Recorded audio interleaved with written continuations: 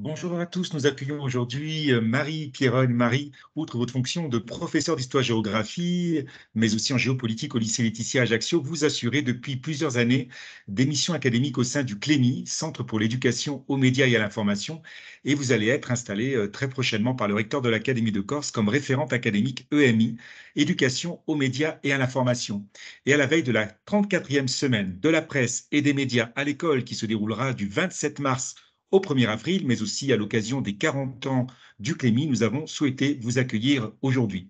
Alors, je rappelle juste les quelques règles de bon usage, à savoir qu'il est important de bien laisser couper les micros et les caméras, avec bien entendu le chat qui reste ouvert pour poser des questions à notre invité.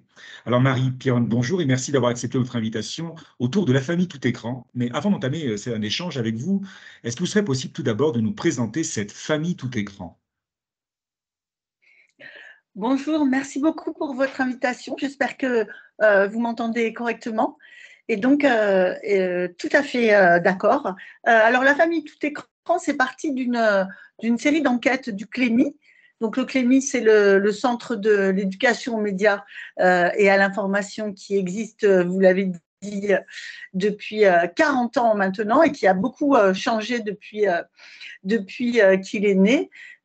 Et donc, la famille tout écran, effectivement, c'est un guide de bonne pratique qui était né de l'idée que les parents, en dehors du système scolaire, les parents aussi avaient besoin de clés, avaient besoin de décryptage et étaient très inquiets, notamment parce que vous comme moi, nous sommes soumis à des injonctions de la société, de plein de gens, concernant la façon dont on doit gérer les écrans en famille.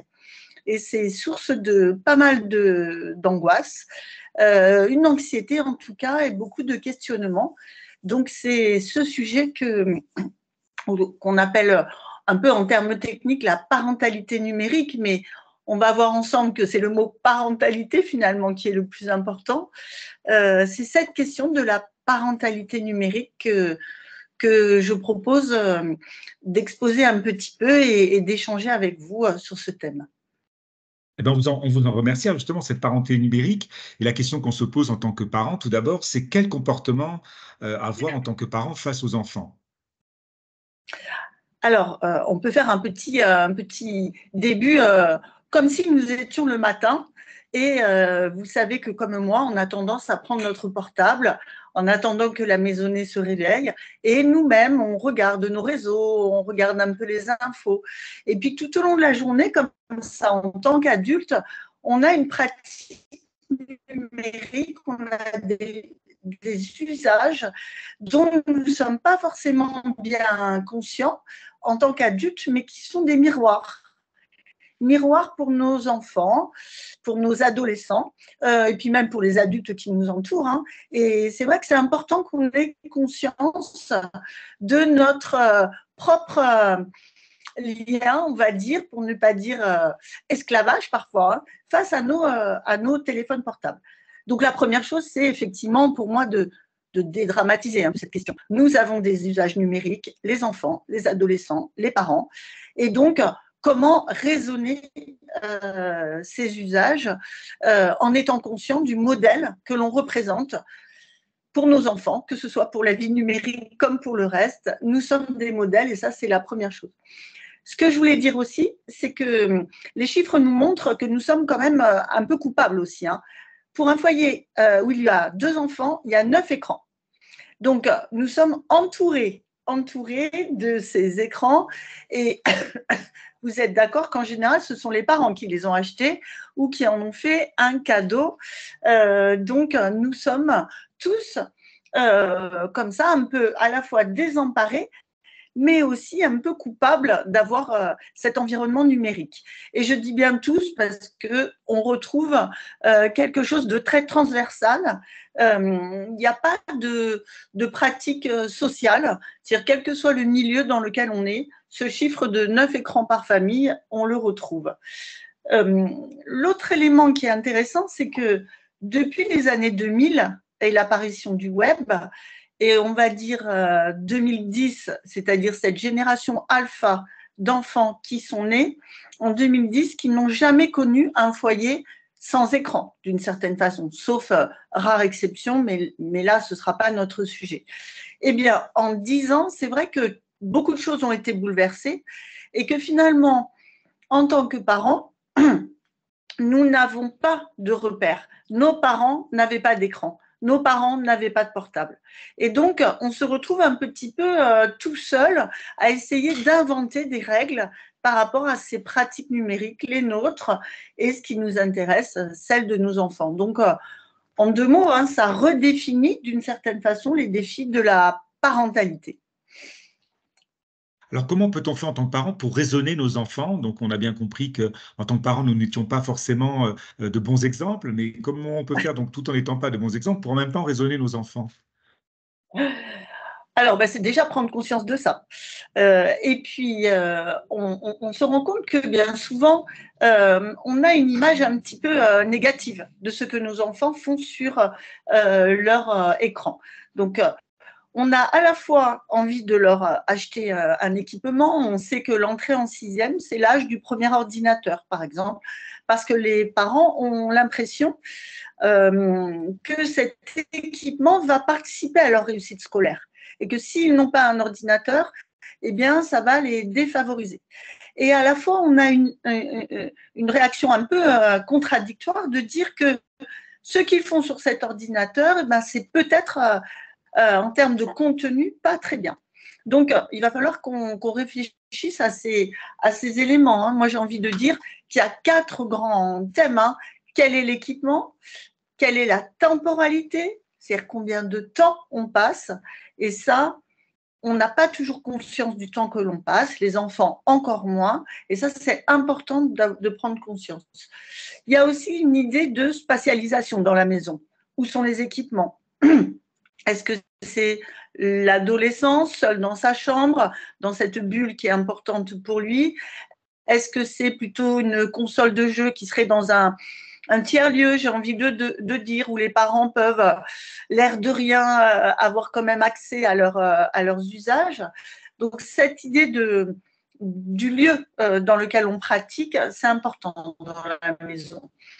Et puis, le 4e point, c'est le contenu. C'est-à-dire, qu'est-ce que les enfants font sur Internet?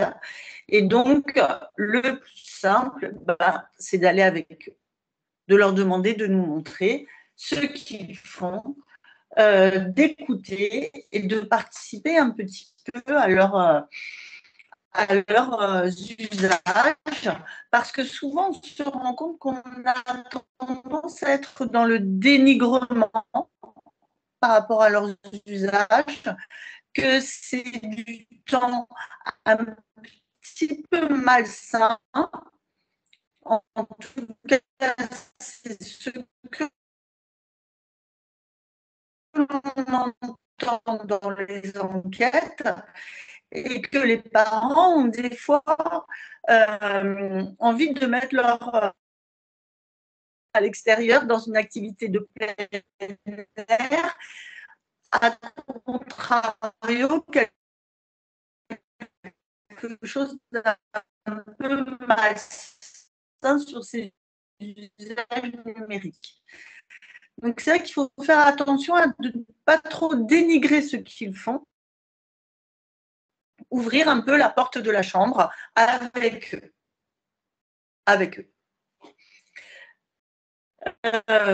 Donc ça me paraît important de pratiquer ensemble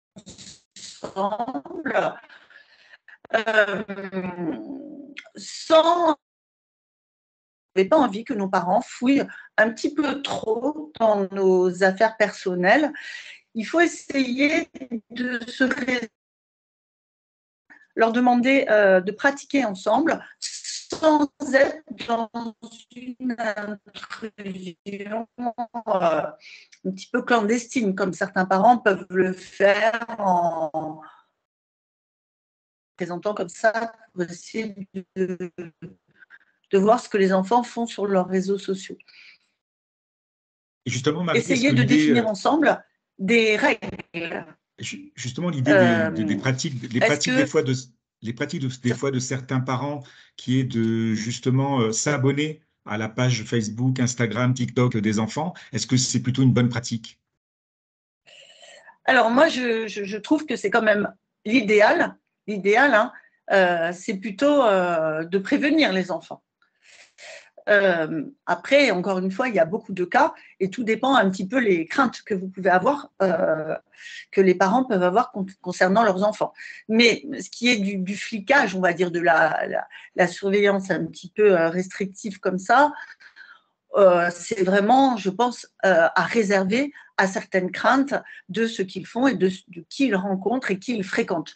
Mais comme dans la vie courante, hein, j'ai envie de dire, a priori, vous faites confiance, mais par moment, vous êtes obligé de peut-être être un petit peu plus intrusif et restrictif. C'est une souplesse, hein, que ces usages numériques nous obligent à avoir. Et puis, ce qui est vrai pour un enfant ne le sera peut-être pas pour un autre.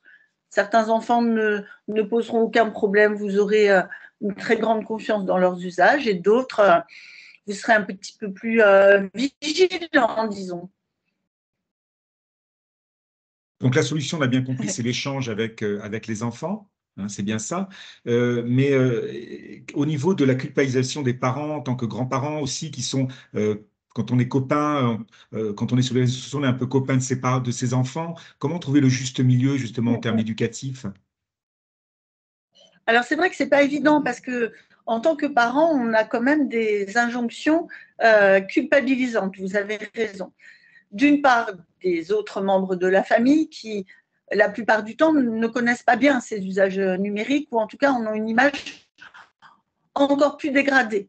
Et c'est vrai que les grands-parents, même si aujourd'hui on a des grands-parents qui peuvent être très connectés, hein, mais on se rend compte que plus les gens sont, euh, on va dire, à l'aise avec leurs usages numériques, et moins ils vont dénigrer l'attitude des adolescents, et moins ils vont en avoir peur finalement. Ils vont en échanger sereinement. On a tendance à penser que les enfants sont nés avec le numérique, ils ont une espèce de dextérité, parfois, hein, et que donc ils auraient quelque chose de naturellement à l'aise avec ces réseaux. Bien non, vous savez comme moi que l'éducation aux médias, ça s'apprend. Ça s'apprend et effectivement, il faut leur apprendre, il faut leur donner des clés. Alors, on aura l'occasion peut-être de reparler du rôle de l'école dans ce cadre-là, mais ne croyez pas qu'ils savent naturellement tout faire. Et puis, vous savez, les choses vont très vite. Celui qui est in à un moment donné sera très vite ringardisé.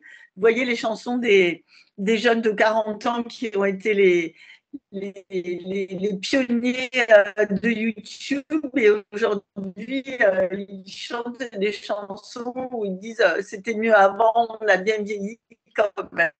Donc chacun son tour.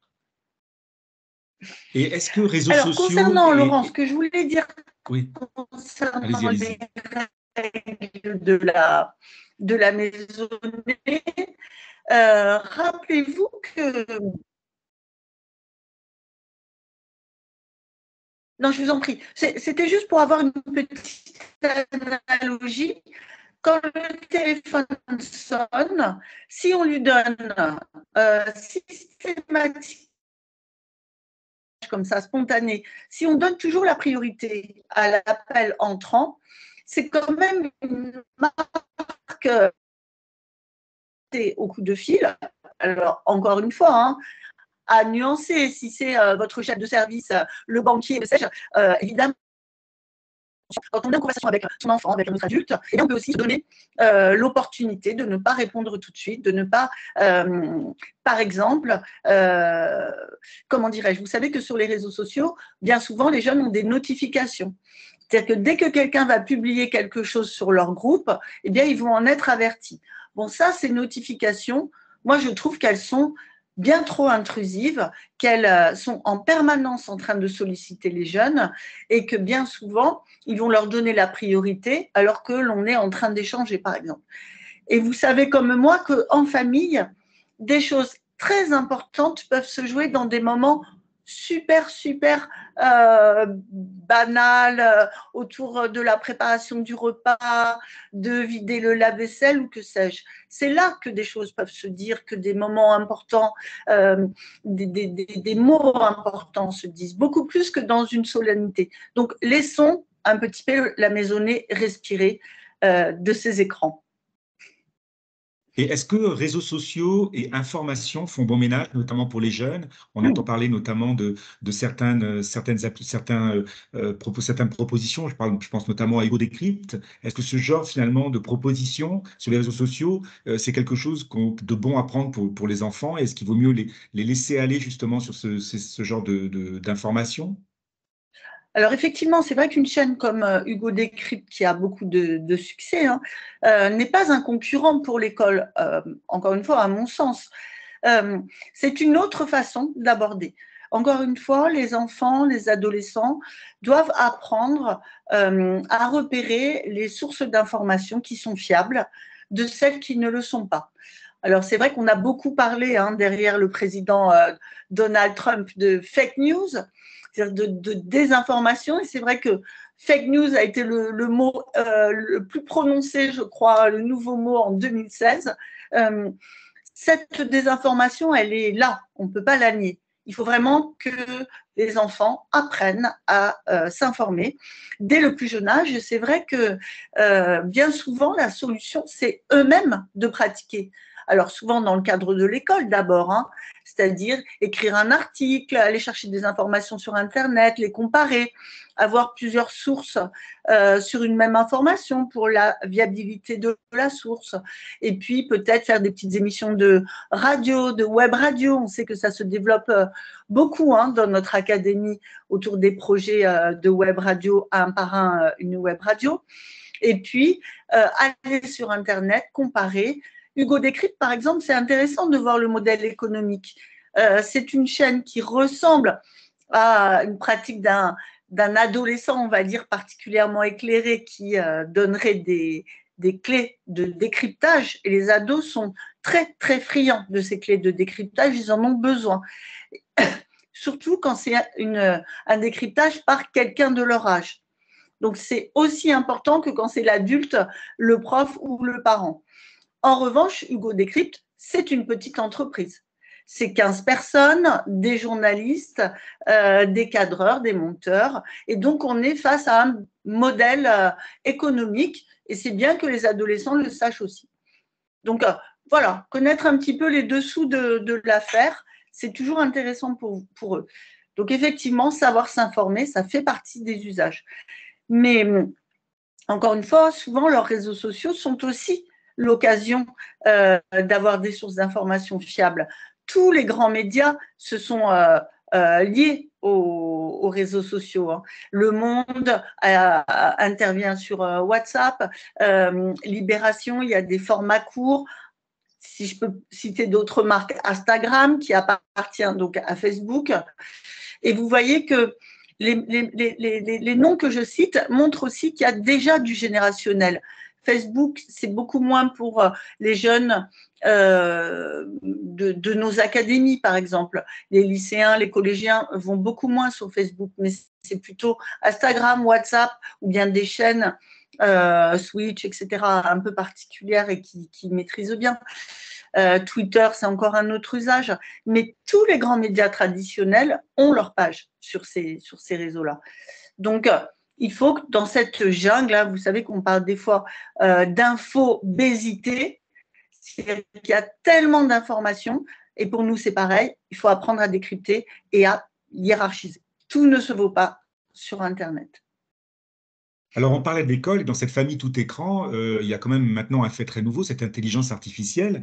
Et donc, vous, en tant juste aussi qu'enseignante, au-delà de vos diverses missions que vous assurez, du regard que vous avez sur les pratiques au niveau du numérique, ce fameux site ChatGPT, est-ce un danger? Doit-on s'en réjouir? Comment aborder et avoir une approche qui soit intelligente ou qui soit prudente de cette intelligence artificielle qui rentre maintenant dans nos vies?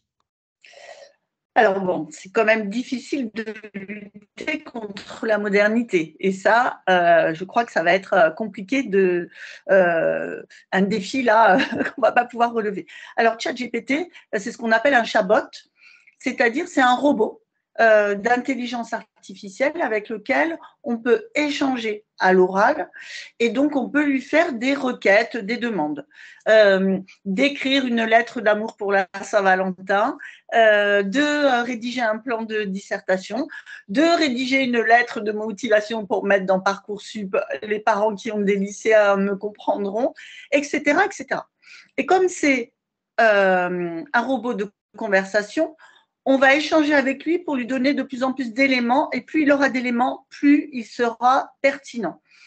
Donc effectivement, sachant ça, on peut craindre que les lettres de motivation qui vont être lues par les enseignants de Parcoursup, peut-être ces lettres n'auront pas été rédigées par les étudiants, en tout cas pas en totalité. Ça fait partie de l'exercice. Est-ce que les devoirs maison que les élèves rendent sur l'EIA avec ces pratiques numériques que l'on a depuis le confinement, est-ce que ces devoirs maison auront été rédigés de manière sincère? Il me semble que les enseignants sont un peu aguerris. Et puis, comme pour tout devoir maison, si l'élève ne le réinvestit jamais, si dans son futur devoir sur table, il n'en parle pas, ça veut dire que ce travail, il ne l'aura pas intégré. Donc finalement, c'est un travail mal fait qui n'aura construit aucune compétence. Donc, oui, il faut se méfier de l'évaluation. C'est une réflexion sur l'évaluation dans ce cas pour les enseignants. Mais en tout cas, on n'apprend pas de la même manière quand on pratique soi-même, me semble-t-il, avec tout le cœur, la lettre d'amour qu'on va écrire à sa chérie pour la Saint-Valentin, que si c'est ChatGPT. Et je ne suis pas sûre que l'amour qu'on récoltera sera pas d'une plus grande qualité à ce moment-là. Alors, un député de Corse du Sud a fait une proposition de loi concernant les usages des réseaux sociaux. Est-ce que vous pouvez nous apporter des informations sur l'opportunité, pas sur le plan politique, mais en tout cas par rapport aux usages des réseaux sociaux de cette loi? Alors effectivement, donc Laurent Marcangeli a porté une loi qui serait plus restrictive quant à l'âge d'accès aux réseaux sociaux. Donc, ça me permet, merci pour votre question, parce que je ne suis pas sûre que les parents soient tous au point sur ces questions-là. Aujourd'hui, c'est 13 ans, c'est-à-dire avant 13 ans, un enfant ne devrait pas être inscrit sur un réseau social, ne devrait pas avoir de réseau social. Vous êtes peut-être déjà baladé dans une cour de récréation ou en tout cas à la sortie de l'école. L'âge au premier portable, aujourd'hui en France, c'est 9 ans. Et les enfants de primaire, la plupart sont inscrits sur des réseaux sociaux. Ça veut dire que là aussi, les parents n'ont pas l'information ou peut-être la conscience de cet usage. Normalement, avant 13 ans, il n'y a pas de réseau social. Et la loi proposée par la proposition de loi portée par Laurent Marcangeli est de porter cet âge non pas à 13 ans mais à 15 ans, en considérant que effectivement il y a quand même un certain nombre de dangers liés à ces réseaux sociaux. On a tendance à être très influencé par les médias qui relaient des usages ou des responsabilités dramatiques. Suicide de certains jeunes, du fait de harcèlement via des réseaux sociaux, des choses qui sont extrêmement dérangeantes et qui nous affectent tous. Donc effectivement, l'âge, la vigilance sur l'âge, elle est importante. Mais comme je vous le disais, on n'arrive pas à le faire avant 13 ans, je ne pense pas que même avec une loi, même si le Sénat votait cette loi, hein, puisqu'elle n'est pas encore adoptée, eh bien, je ne suis pas sûre que ça règle finalement le problème de l'usage, vu qu'il n'est déjà pas respecté. Par ailleurs, la plupart des réseaux sociaux, la plupart, puisqu'on va peut-être parler d'un réseau chinois, mais En tout cas, jusqu'à présent, la plupart des réseaux sociaux sont des multinationales d'outre-Atlantique côté américain et ils ne sont pas soumis finalement à la loi française. Donc ces réseaux, on peut les solliciter, d'ailleurs les politiques le font, mais ils ont quand même une marge de manœuvre. Je pense qu'on a plutôt intérêt à compter sur l'éducation des jeunes et l'information des parents que sur ce genre d'usage.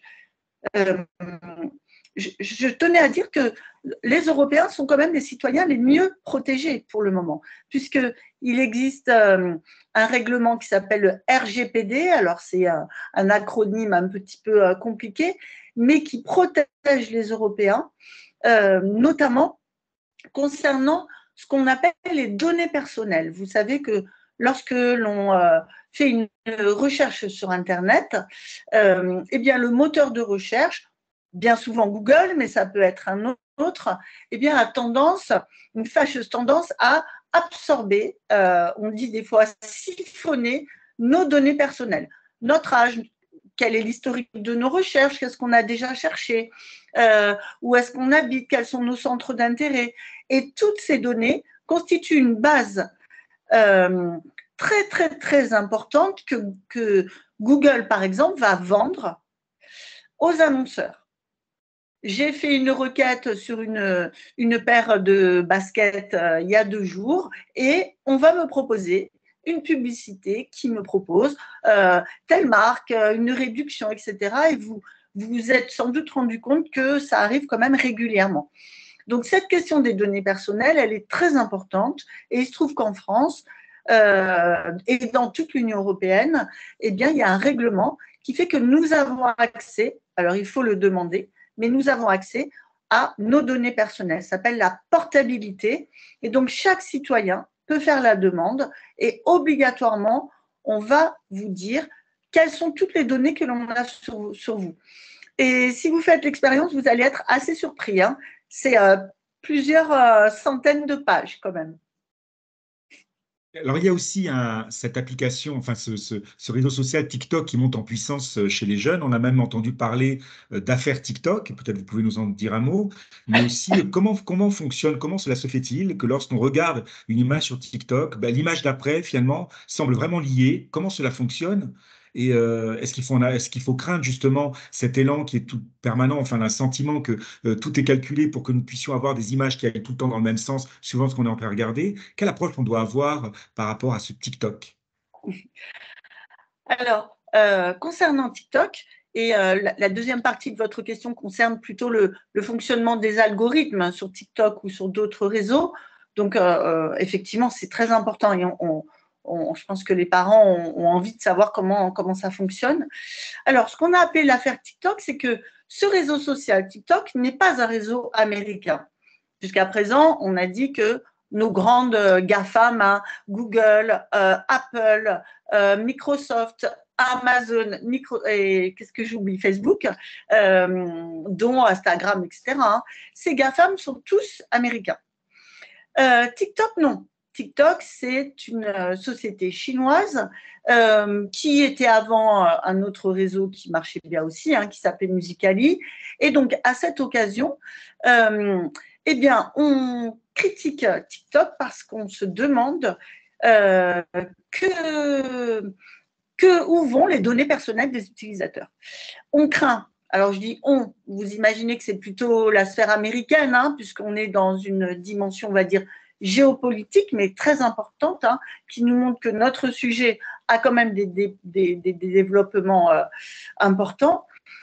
Les Américains redoutent en fait que ce réseau social chinois, qui est très très prisé par les très jeunes ados, eh bien, soit de mèche avec le gouvernement chinois et que les données des utilisateurs soient utilisées par le gouvernement chinois, qui n'est pas un modèle de démocratie ni pour nous, ni pour les citoyens chinois en général. Hein. En Chine, il y a un contrôle des usagers qui est absolument terrible, en tout cas très important, par le biais de leur téléphone portable. Je vous donne juste un exemple.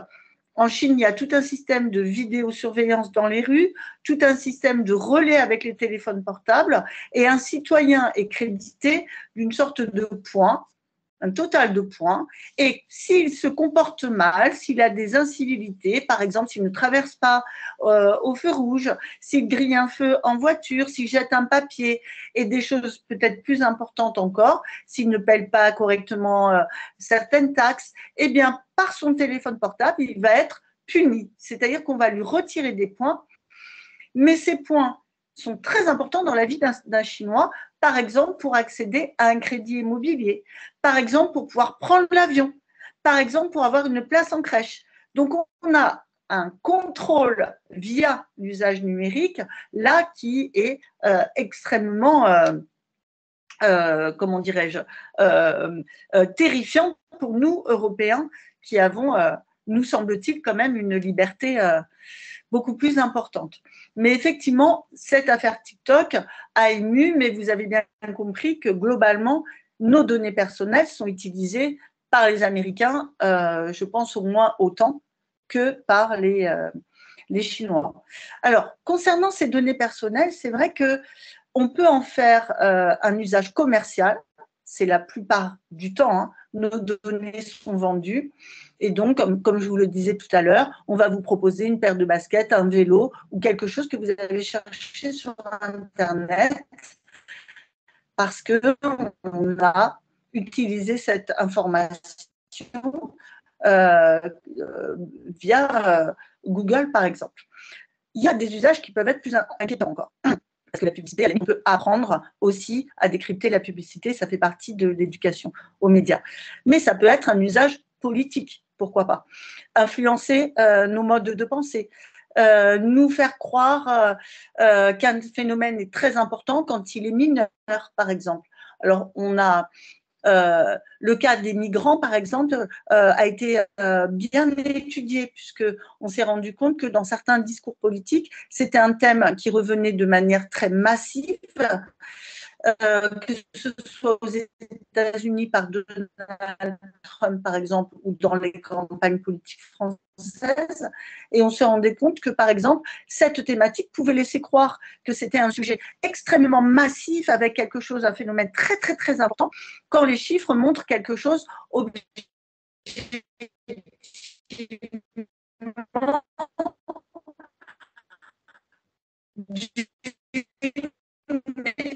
échelles différentes. Donc, on peut quand même, via nos usages numériques, essayer de nous manipuler. Et concernant les jeunes, c'est important qu'ils aient conscience de ça. Et puis, si on va un peu plus loin, chez l'État islamique, eh bien, des cas de radicalisation par Internet. Donc, en tant qu'enseignant, on nous avait demandé d'être vigilants sur ces signaux de nos réseaux sociaux. On commence à nous enfermer dans des usages qui ressemblent à ceux que l'on a. Je m'explique un petit peu plus. On nous propose, d'une certaine façon, on nous enferme dans ce que les sociologues appellent des biais cognitifs. C'est-à-dire que notre cerveau, naturellement, même si on jette notre téléphone portable à la mer, notre cerveau a tendance à ne retenir que les informations qui confirment ce que l'on pense déjà. Et à écouter de manière beaucoup plus distanciée les discours qui s'opposent ou qui nuancent ce que l'on pense déjà. Ça, c'est notre cerveau. Il est comme ça. Les neurosciences ont beaucoup travaillé ces derniers temps. Et j'ai envie de dire, hors téléphone portable, ça marchait déjà comme ça. Mais l'usage numérique a, bien entendu, vous l'imaginez, accéléré ce processus. Puisqu'on peut nous proposer, comme vous disiez tout à l'heure, des images, des discours, des textes qui suivent la demande que l'on avait faite sur notre réseau social et qui vont aller dans le sens de ce que l'on pense. Alors, ce phénomène avait été bien étudié au moment où il y a eu cette attaque du Capitole par les partisans de Donald Trump, vous vous en rappelez, et on s'était rendu compte que ces gens étaient absolument convaincus en leur fort intérieur qu'on avait volé la victoire et que Donald Trump avait été légitimement le vainqueur des élections présidentielles. Et pourquoi ces gens le croyaient alors que les faits étaient absolument opposés? Parce qu'ils étaient sur des réseaux sociaux avec des gens qui pensaient tous comme eux. Donc, ils étaient d'une certaine façon enfermés dans cette bulle cognitive, avec ce biais que l'on a tendance à croire beaucoup plus ce qui nous rassure, ce que l'on pense déjà, parce que ça stabilise ce que l'on pense. Et les adolescents sont sans doute beaucoup plus piégés par ce genre de choses. Mais comme j'ai confiance dans les adolescents, ils ont aussi des idées beaucoup moins arrêtées que nous. Donc finalement, ça, c'est quand même quelque chose de rassurant, c'est que les jeunes peuvent être moins enfermés dans ces bulles cognitives, alors sauf s'ils sont vraiment déjà très impliqués dans certains usages politiques ou sportifs ou que sais-je, mais sinon, ils ont quand même souvent un esprit ouvert et curieux. Et on a tout à l'heure abordé l'école, vous avez cité cet environnement, l'école. Est-ce que vous avez pu, vous déjà en tant qu'enseignant, puis en plus avec votre regard expert, pu voir évoluer l'arrivée finalement du portable, y compris jusque dans la classe avec les élèves? Alors oui, alors moi j'enseigne en lycée, donc c'est vrai que j'ai envie de dire, le taux d'équipement, il est de 200%. Alors pourquoi je dis 200%? Parce qu'il n'est pas rare, quand on demande aux élèves de poser leur portable sur le bureau de l'enseignant au moment d'une évaluation importante, par exemple, il n'est pas rare que les élèves aient deux portables, qu'ils en posent un qui serait un leur pour l'enseignant et un autre qui pourrait leur servir, par exemple, à tricher. Alors, je dis ça un peu en plaisantant, mais on a dans l'éducation nationale un défi de ce point de vue sur l'évaluation. C'est vrai que c'est une question qui nous préoccupe de ces usages en classe. Légalement, les enfants, les adolescents n'ont pas le droit d'avoir un portable en classe. Au collège, dans les règlements intérieurs, en tout cas en Corse, c'est interdit, que ce soit dans la récréation, que ce soit dans la classe. Il n'y a pas de portable dans les collèges en Corse. En tout cas, ils se mettent dans l'illégalité. Et du coup, les enseignants sont, me semble-t-il, un petit peu plus tranquilles. Au lycée, ils ont le droit à leur portable en dehors des cours et le bon usage serait qu'ils l'éteignent. Voilà. Mais on a quand même des difficultés avec ces jeunes qui ont tendance, quand ils ne sont pas très intéressés par la classe, à être sollicités par ces notifications d'échanges qu'ils peuvent avoir. Donc c'est vrai qu'on doit changer nos pratiques, on doit être plus vigilant. Encore une fois, entre la discussion et la sévérité. Alors, petite anecdote, moi j'ai régulièrement confisqué des téléphones et bien souvent ce sont les parents qui me demandent de les rendre. Comment vous Voilà. interprétez cela? Comment vous interprétez ça? Et je dis que la boucle est un petit peu bouclée par rapport à ce qu'on disait tout à l'heure, c'est-à-dire que les parents ont des attitudes un petit peu contradictoires par rapport à ces portables. C'est-à-dire à la fois c'est un élément pour eux de sécurité. Je sais où est mon enfant, je sais ce qu'il fait. En tout cas, j'ai cette illusion-là. Et à la fois, cette crainte de ce qu'ils peuvent faire. Et c'est vrai que quand il y avait eu cette confiscation, parce que là, vraiment, ça dépassait les bornes, eh bien, c'était les parents qui avaient été sollicités par leurs enfants et qui étaient venus me le demander. Ils avaient sans doute aussi l'impression que j'allais peut-être me laisser plus attendrir que si c'était mon charmant élève qui manquait un peu de respect et de tact. Donc, à la fois, vous, par rapport, alors peut-être maintenant, ils sont, donc les élèves que vous avez, on l'a vu, ils sont plus grands, ils sont lycéens, bien qu'ils peuvent être aussi exposés à ces fameux risques de jeux vidéo. Est-ce qu'il y a plus de risques quand ils sont plus jeunes, plus de risques quand ils sont jeunes adultes? Quelle approche on doit avoir aussi sur les jeux vidéo dans cette famille tout écran? Alors, les jeux vidéo, c'est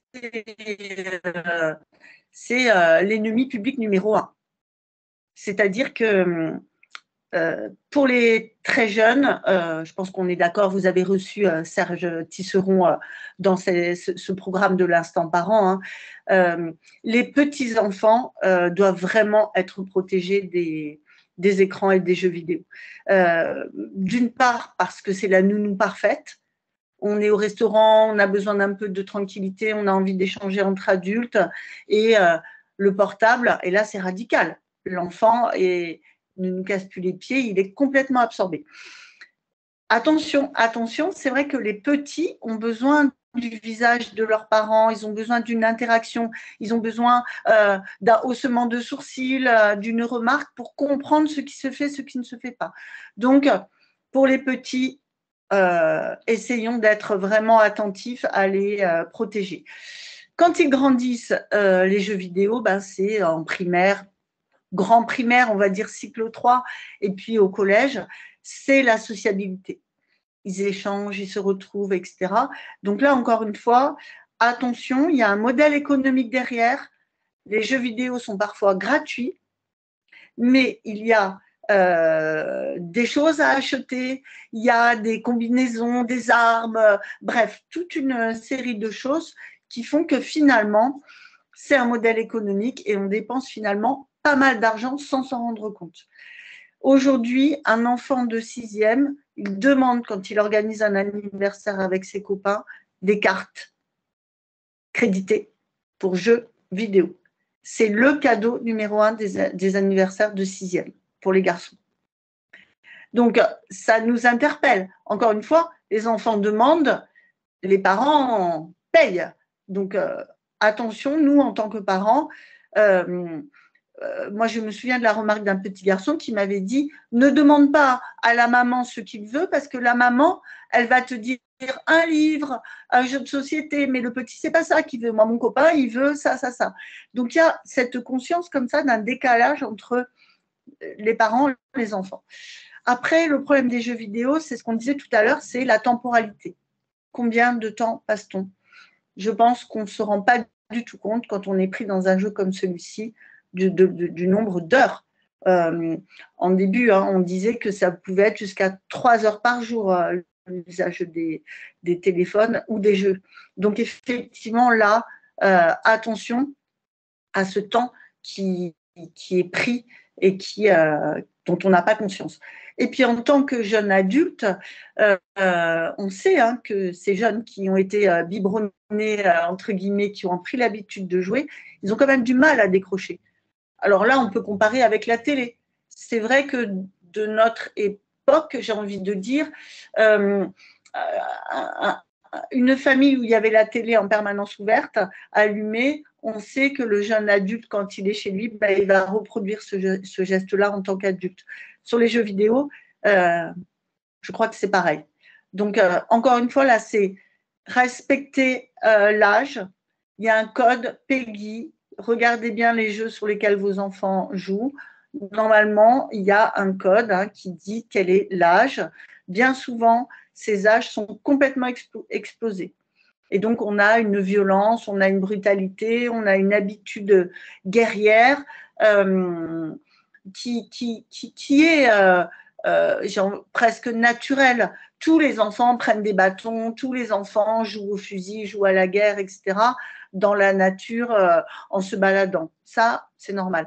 Mais sur les jeux vidéo, on a une réalité qui nous prend complètement. Hein. C'est fait pour.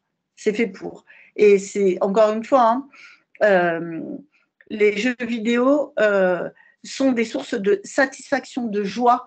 Notre cerveau va sécréter une hormone qui ressemble à celle de la joie, du bonheur, comme quand on a, je ne sais pas moi, pour rester correct, une religieuse, un gâteau que l'on va avoir envie de manger, ou quand on fait du sport, on a ce bien-être. Le jeu vidéo secrète ça.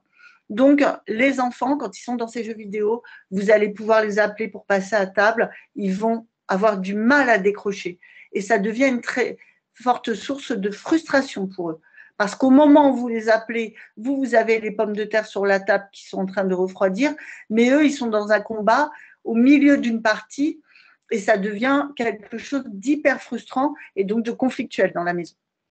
Donc voilà, encore une fois, les règles, combien de temps va durer ta partie et s'il ne sait pas répondre, eh bien on donne à 8 heures, on passe à table, tout le monde est d'accord, à 8 heures, on passe à table. Alors, cette famille tout écran aussi, on a l'application WhatsApp. D'ailleurs, presque le SMS traditionnel devient presque démodé d'ailleurs. Mais est-ce qu'on peut parler finalement d'un langage, d'un vocabulaire, d'une syntaxe qui est propre justement à ce qu'on utilise pour communiquer par SMS ou par WhatsApp?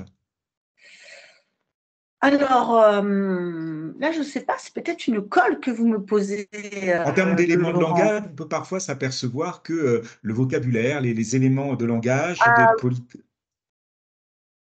oui, oui, oui, je vois à quoi vous faites référence. Effectivement, c'est vrai que ces usages spontanés dans ces groupes de paroles, et puis des fois on a une sorte d'aide pour taper, hein, un correcteur orthographique qui peut changer les mots, etc. On a tendance à répondre trop vite, de manière spontanée. Alors, il y a deux choses que l'on observe, encore une fois, dans les études. Un, c'est que les échanges ont tendance à être plus brutaux, avec un langage parfois beaucoup plus vulgaire, très vite en tout cas, dès les premières tensions, dès les premiers conflits, on a tendance à lâcher un peu les gros mots, à être irrespectueux.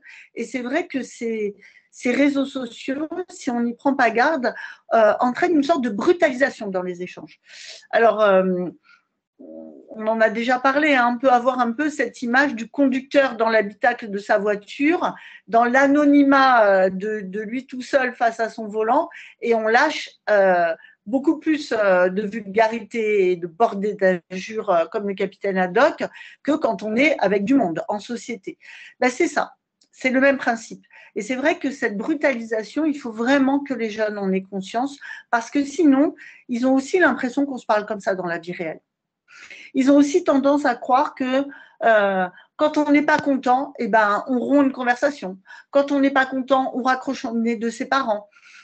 Et donc, tous ces usages-là, qui sont des usages irrespectueux, même si ce n'est pas le grand drame, mais c'est quand même comme si on claque la porte au nez de son parent quand il vient nous parler dans la chambre. Donc, ces usages-là, il faut ne pas les banaliser. Il faut effectivement, en famille, dire qu'on ne se parle pas comme ça, dire qu'on ne raccroche pas au nez, et puis apprendre à gérer sa frustration. Ben, ça fait partie aussi d'apprendre à être grand. Donc, c'est vrai que ces réseaux sociaux entraînent cette brutalisation. L'autre élément qu'on constate aussi dans ces réseaux sociaux, c'est des fois une forme de sexisme, une forme de racisme, d'homophobie, des choses qui vont être très mal vues en société, et pour cause, et qui, voilà, qui ont peut-être un peu plus libre cours dans certains groupes de discussion, et donc être vigilant quand même, à chaque fois se dire, bon, et là, si j'étais dans la vraie vie, et là, si j'étais au milieu de mes potes, et là, si j'étais au milieu de ma classe, est-ce que j'utiliserais ce langage-là? Est-ce que je parlerais comme ça à ma grand-mère ou à ma petite amie? En général, la réponse est non. Donc, mais il faut se remettre dans une situation de réel. C'est vrai qu'on a tendance à cette brutalisation, à la voir en tout cas à l'œuvre dans les réseaux sociaux, pour les enfants, pour les adultes. Et justement, dans cette famille tout écran, on entend ces règles, cette règle assez classique, maintenant qu'on a bien compris, il ne faut plus le portable 1 heure avant le coucher. Est-ce que c'est un mythe? Est-ce que réellement il faut l'appliquer? Est-ce qu'on doit aller plus loin? Et puis la question du repas. Bref, est-ce que le portable a sa place toute la journée? Alors, encore une fois, hein, semaine, week-end, activités sportives, activités culturelles. Là, c'est un peu chaque famille qui doit édicter son règlement intérieur, j'ai envie de dire. Euh, Nous ne fonctionnons pas tous de la même manière. Et moi, j'ai envie de dire que, en tout cas, en tant que mère, j'évite de me mettre dans des situations que je ne vais pas pouvoir contrôler. Donc, interdire, par exemple, à un enfant de jouer aux jeux vidéo tant qu'il n'a pas fait ses devoirs, on peut le dire. Sauf que si vous rentrez à 8 heures du soir et qu'il doit faire ses devoirs tout seul, même s'il a 15 ans, hein, vous ne savez pas en fait. Vous ne pouvez pas contrôler. On est encore une fois sur la confiance. Donc, on peut édicter ces conseils. Je te conseille d'avoir l'esprit serein, tu rentres de l'école, tu fais un petit break, un petit goûter, etc. et au boulot. Peut-être éviter d'avoir le téléphone allumé quand on fait ses devoirs.